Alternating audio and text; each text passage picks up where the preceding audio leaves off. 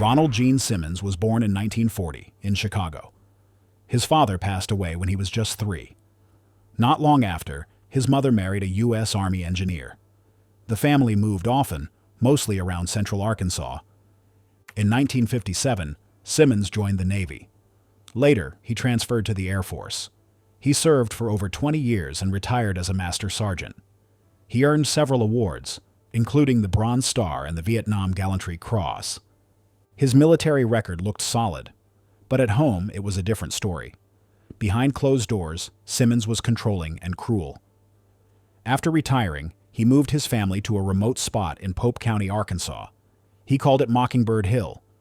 There was no plumbing, no electricity, just a handmade home, and a man who wanted full control.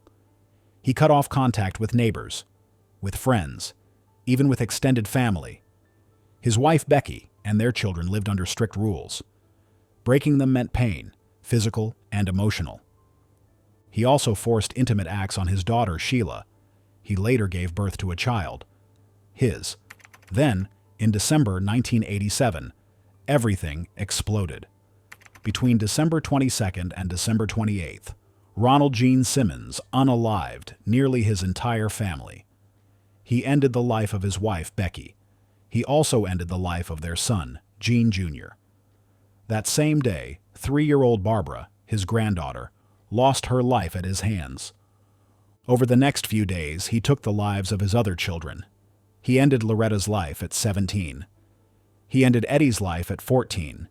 He ended Marianne's life at 11. He ended Becky's life at 8. He had them dig a pit earlier, supposedly for an outhouse, and place their bodies there. On December 26th, Simmons took the lives of his son William and daughter-in-law Renata, along with their 20-month-old son Trey. He then ended the life of his daughter Sheila and her husband Dennis.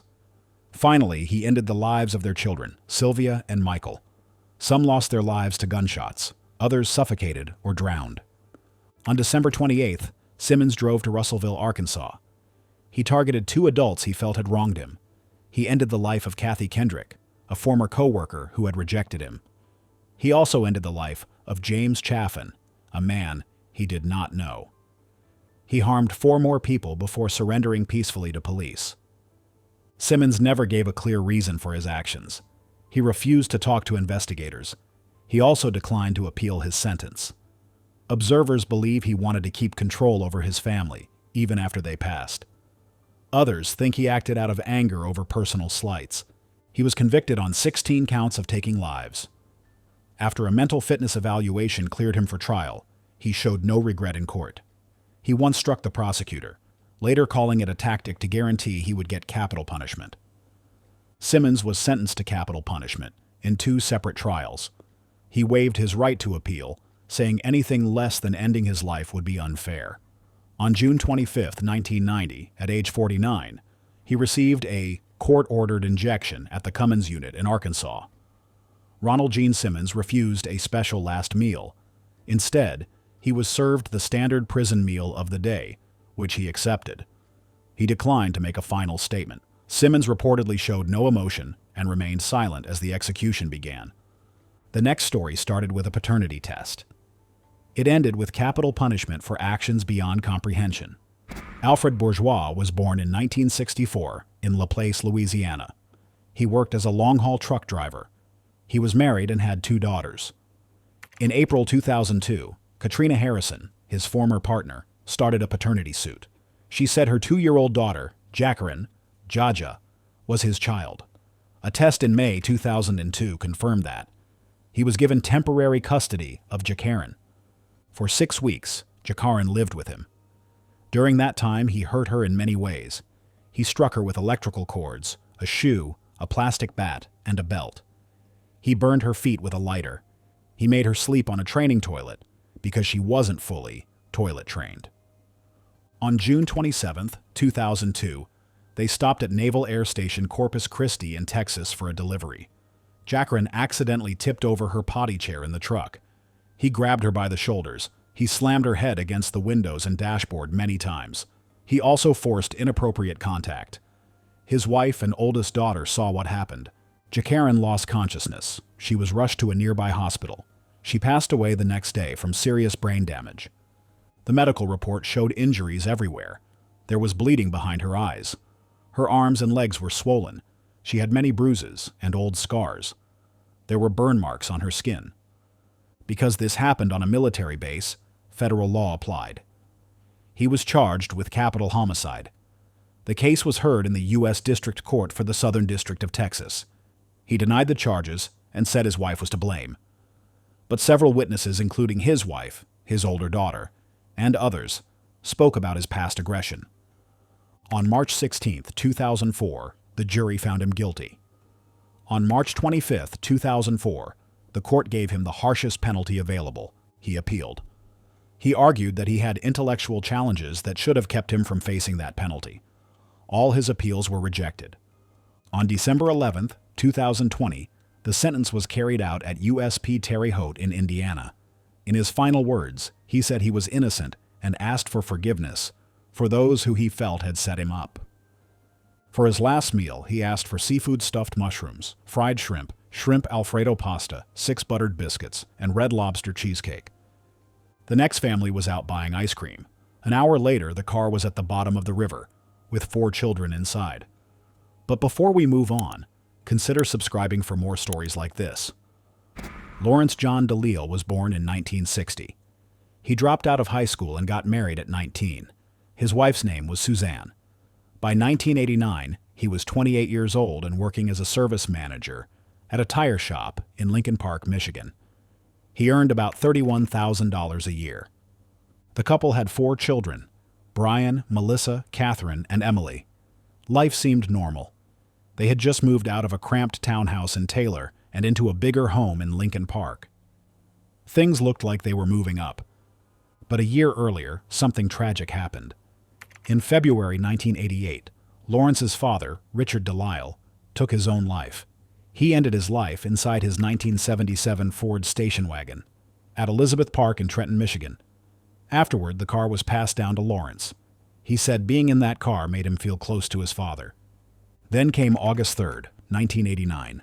That evening, the family was out running errands. They shopped for beds, bought ice cream, stopped at a drugstore near the Detroit River in Wyandotte. Then, Lawrence got behind the wheel of that same station wagon.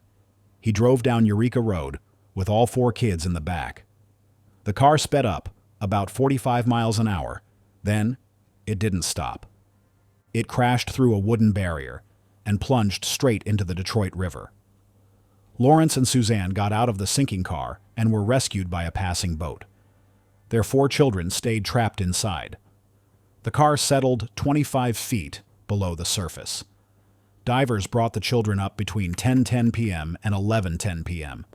Despite efforts to revive them, the children did not survive.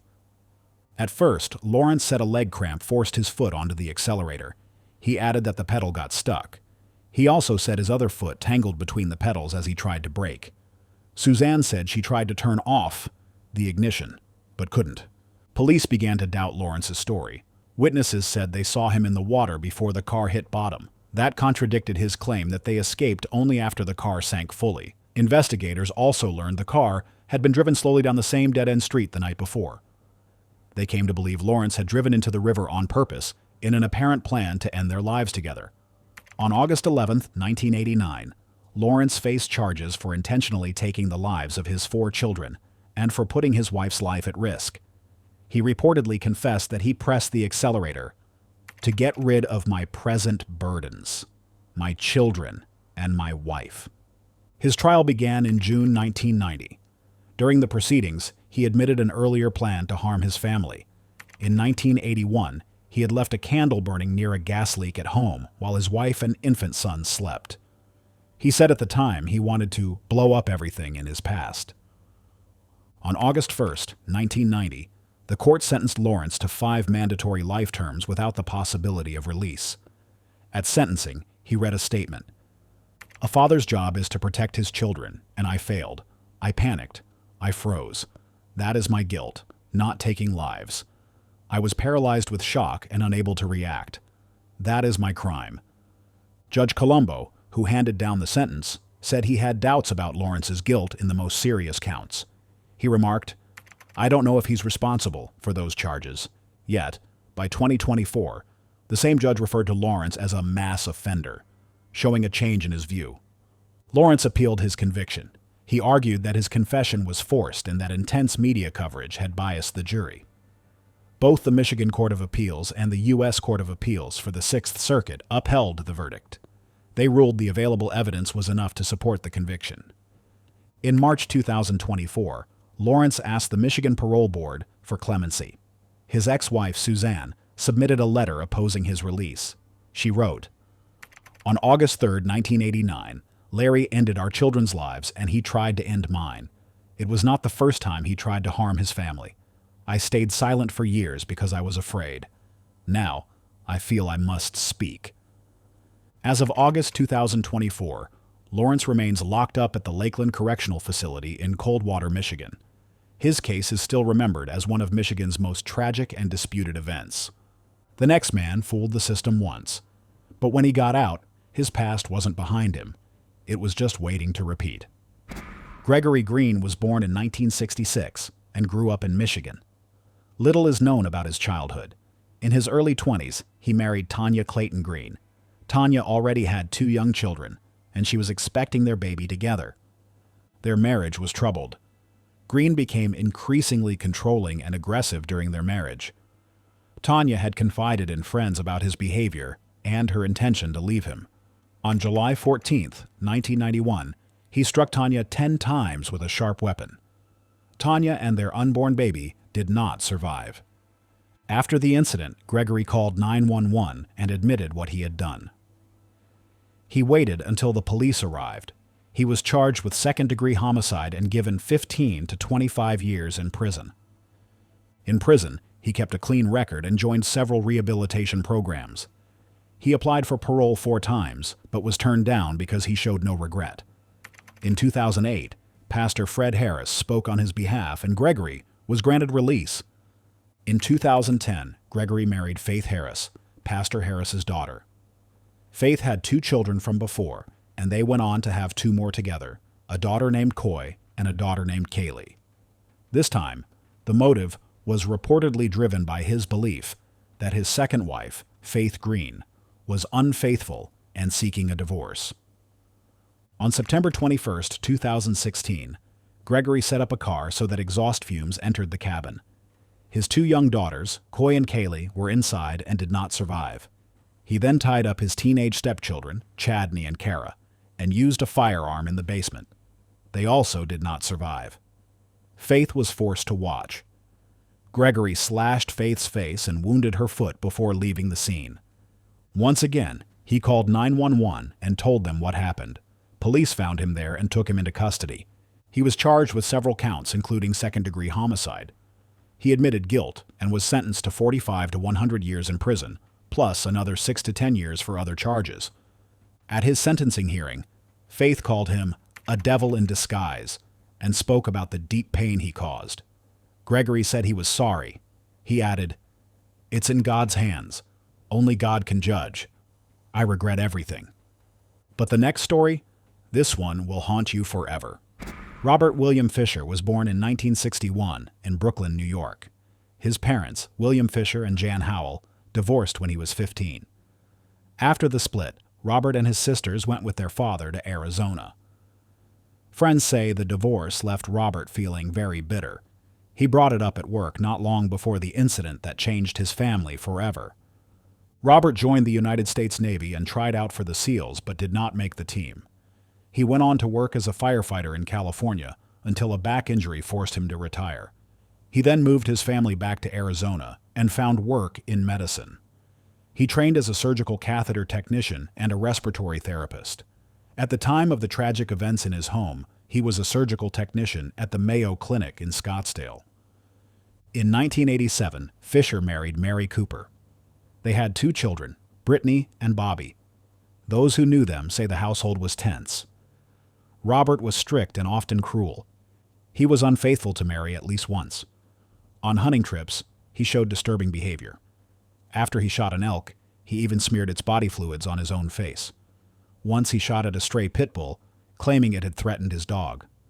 Police later thought he had set up that encounter himself, On April 10, 2001, the Fischer home in Scottsdale blew up. Inside were Mary, Brittany, and Bobby. Mary had been shot in the back of the head. The children's throats had been cut from ear to ear. Investigators found that a gas line had been disconnected from the furnace and allowed to fill the house. A candle, lit by Robert, ignited the gas. That gave him nearly 10 hours warning before the blast, enough time to slip away. A neighbor recalls hearing a loud argument at about 10 p.m. on April 9, 2001, almost 10 hours before the explosion. At 10:43 p.m., Fischer appeared on an ATM camera, withdrawing $280. Mary's Toyota 4Runner sat behind him in the shot.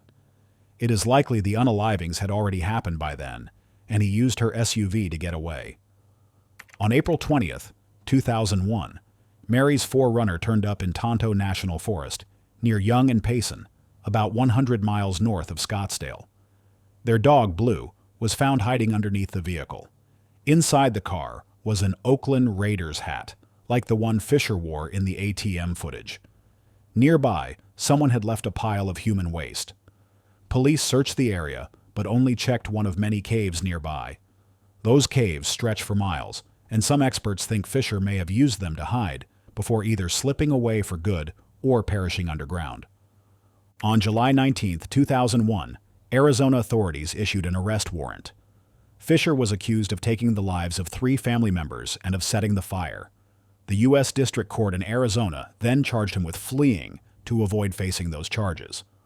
On June 29, 2002, the FBI put him at number 475 on its 10 most wanted list. Despite many tips and reported sightings, Fischer has never been found.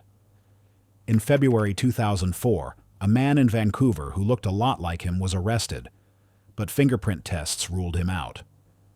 In October 2014, police raided a house in Commerce City, Colorado, following a tip, but found no sign of Fischer. On November 3, 2021, the FBI removed him from its 10 most wanted list. Officials said that nearly 20 years of publicity had not led to his capture, so he no longer met the requirements for that list. He remains wanted, however, and a reward of up to $100,000 is still offered for information that leads to him. Investigators believe Fischer carried out the fatal act because Mary was planning to leave him. He did not want his children to live through a divorce the way he had. A hunting friend says Fischer once told him he had renewed his faith and marriage vows because he could not live without his family. Psychologists note that people who were hurt by divorce in their youth can develop an extreme fear of loss. As of May 13, 2025, Robert William Fischer remains at large. Authorities continue to seek any information that could lead to him. But when a Gulf War veteran lined up his own children in a garage, was it revenge, delusion, or something even darker? Daryl Keith Holton was born in 1961 in Shelbyville, Tennessee. He served in the Gulf War. That experience may have affected his mental health later on. After he came home, he struggled to adjust to civilian life. He married and had 3 sons, Stephen Edward, Brent and Eric, and a stepdaughter, Kayla Marie. After his divorce, his ex-wife gained custody of the children. On November 30, 1997, Holton did the unthinkable. He drew all 4 children into the garage where he worked. He used a Chinese-made semi-automatic SKS rifle to shoot each child. Stephen was 12 years old. Brent was 10. Eric was 6. Kayla was 4. When questioned, Holton said he felt a father should be with his children. He was upset about losing custody. He also admitted he had planned to harm his ex-wife and then himself, but he changed his mind.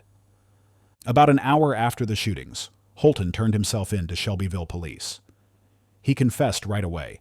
His statement suggested he was in a troubled state of mind, possibly linked to his military background and personal difficulties.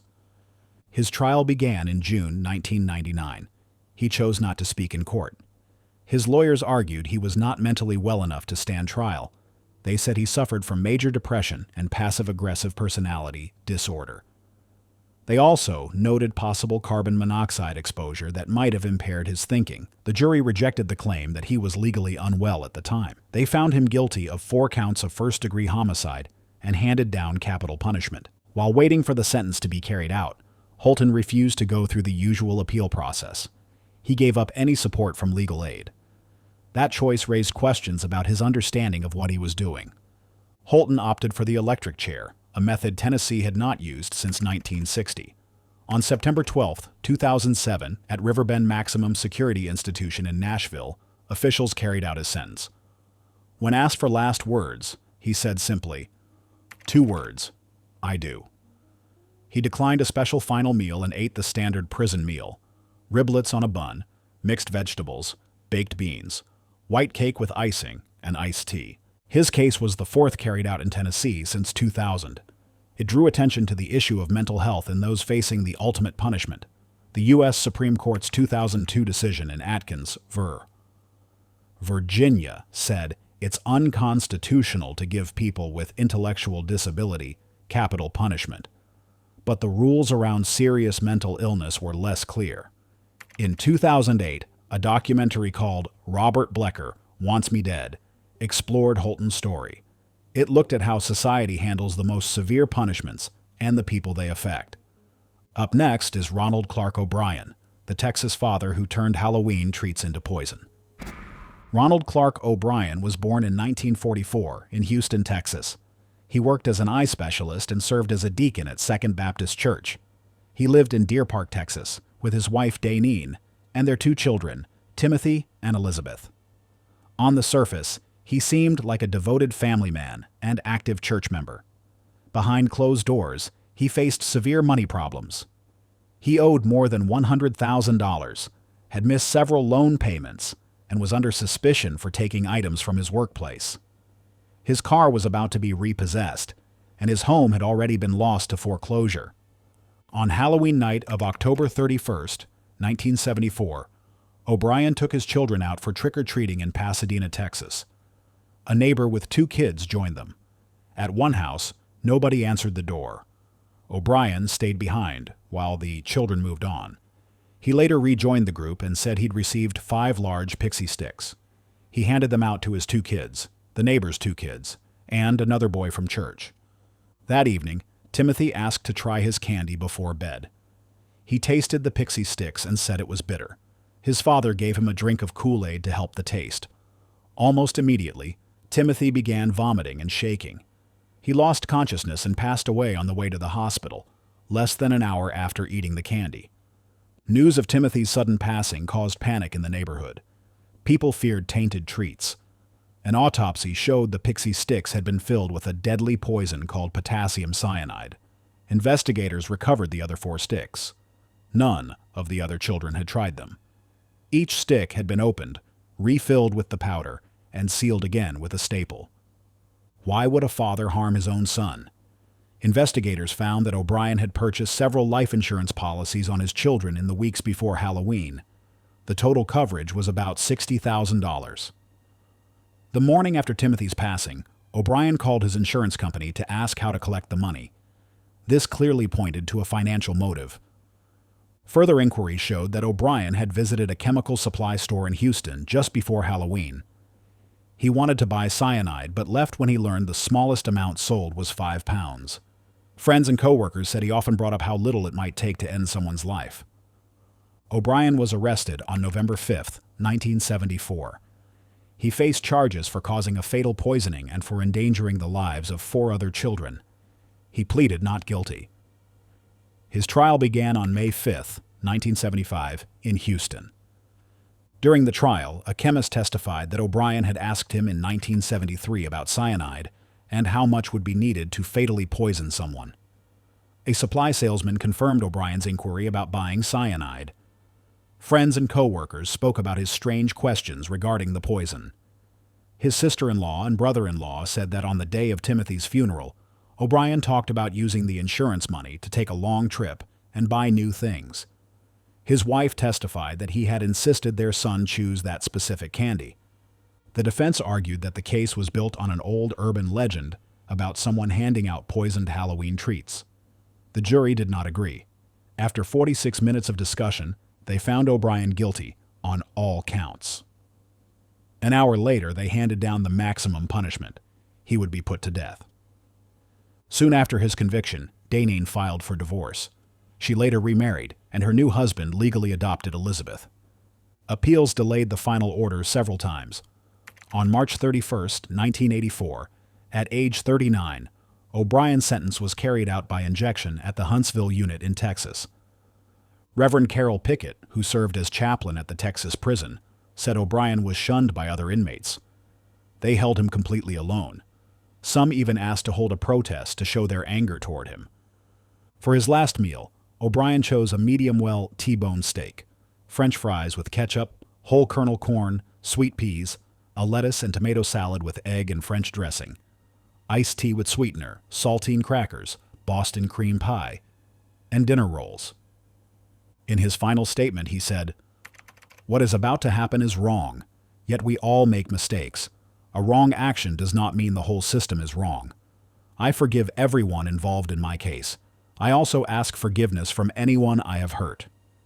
To my loved ones, I send my undying love. God bless you all. I have been treated well by the prison staff." About 300 people gathered outside the prison on that day. Some cheered, "Trick or treat," and even tossed candy at anti-punishment demonstrators. O'Brien was laid to rest at Forest Park East Cemetery in Webster, Texas. His son Timothy was buried at Forest Park Lawndale Cemetery in Houston. But what happens when a father's rage finds a way into his own house, leaving one child alive to tell the unsettling story? Jonathan Candy lived in Yukon, Oklahoma, with his wife Lindsay and their 4 sons, Dylan, Ethan, Lucas, and a 10-year-old whose name hasn't been made public. Jonathan worked as a video engineer for Cox Media and held a part-time role at the Paycom Center, home of the Oklahoma City Thunder. Neighbors remember him as friendly and always ready to lend a hand, whether that meant fixing a car or mowing a lawn. Lindsay devoted herself to her family. All 4 boys took part in school and local events. Dylan had just graduated from Mustang High School and was now attending Oklahoma Baptist University. On the night of April 21, 2024, Jonathan and Lindsay had an argument. In the early hours of April 22nd, Jonathan shot Lindsay multiple times. She did not survive. He then shot 3 of their sons, Dylan, Ethan, and Lucas. None of them survived. The youngest boy was asleep in his room. His door was shut and a fan was running, which may have muffled the sounds. At around 9:35 a.m., the 10-year-old woke up when smoke alarms went off. He discovered his family members and called 911. When officers arrived, they found 5 people who had lost their lives inside the home. No one knows why Jonathan left his youngest son unharmed. There were no signs of a struggle or attempts to cover anything up. Authorities say he may never explain his choice. Before this, there were no reports of aggressive behavior at the Candy home. But neighbors say Jonathan had been dealing with depression. One neighbor, Michael Burcham, said Jonathan had opened up to him about his mental health struggles. The April 22nd events stunned the Yukon community. Friends, neighbors, and school officials spoke of their shock. They described the family as tight-knit and involved in town life. Mustang Public Schools confirmed 2 of the boys attended their district and offered support to students and staff. A GoFundMe campaign quickly raised over $30,000 to help the surviving 10-year-old. Family members are now focused on giving him love, stability, and the care he needs to heal. That morning in April left many questions unanswered. While investigators continue their work, everyone's priority remains the well-being of the boy who survived and honoring the memories of Lindsay, Dylan, Ethan, and Lucas. Gano Gilbert Smith was born in 1938 in Keokuk County, Iowa. His childhood was unstable. His parents divorced when he was about 12. He went to live with his mother and moved often between Illinois, Iowa, and Nebraska. In high school, he played football and basketball. He had trouble with schoolwork, but was good with his hands. He finished Blair High School in Nebraska in 1956. After that, he joined the Marine Corps. 10 months later, he left with a medical discharge. By 1961, Smith was living with his father and stepmother, Juanita, in Hedrick, Iowa. Their relationship was tense. All 3 were in a serious car crash. After that, things got worse. In October 1961, Juanita went missing. Smith said she had gone back to the hospital, but people grew suspicious. A short time later, her remains turned up in a shallow grave near the house. It was clear someone had harmed her. After Juanita's disappearance, Smith moved in with his Aunt Dora and Uncle Andrew Macbeth. They lived on a farm near Martinsburg, Iowa. The Macbeths had 4 children, 19-year-old twins, Amos and Anna, 17-year-old Donna Jean, and 15-year-old Patsy Lou. Donna Jean had a 6-month-old son named Perry. Smith helped out on the farm. He seemed like a caring family member. On the night of May 26, 1962, Smith went with the Macbeth children to a dance in Brighton, Iowa. He left early but came back later to pick them up. When they got home, the farmhouse was dark. The group looked for flashlights in the garage. Donna and Amos found their parents lying on the floor. Suddenly, Smith appeared. He was holding a flashlight in one hand and a firearm in the other. He shot Amos in the face. Then he shot Donna. Patsy Lou was hit in the shoulder but ran into the night. She reached a neighbor's farm and got help. No one knows exactly why Smith turned on his own family. Some think old arguments and stress built up inside him. Others wonder if he was unwell. After this, a large search got underway. 4 days later, police found Smith hiding in a barn near Lake Wapello. He admitted he was responsible for what happened to the Macbeths and for Juanita's earlier disappearance. In September 1962, Smith pleaded guilty to 5 counts of first-degree taking of life and 1 count of second-degree taking of life. The prosecutors wanted capital punishment. Instead, the judge gave him 6 life sentences in prison without possibility of release. While in the Iowa State Penitentiary, Smith continued to learn. He studied cooking and took academic classes. He said he wanted to help troubled young people. He also spoke out about prison life. He felt the system needed more programs to help inmates change. Smith passed away on May 16, 2005, at age 67. He suffered a sudden tear in blood vessels near his heart. He was cremated. His ashes rest in Mount Zion Cemetery next to his mother. Perry, the baby who survived that night, was adopted by his great-uncle Furman Macbeth. As he grew up, Perry said he struggled with anger and acting out because of what he went through. When he learned that Smith had passed, he said, "I'm glad he's gone.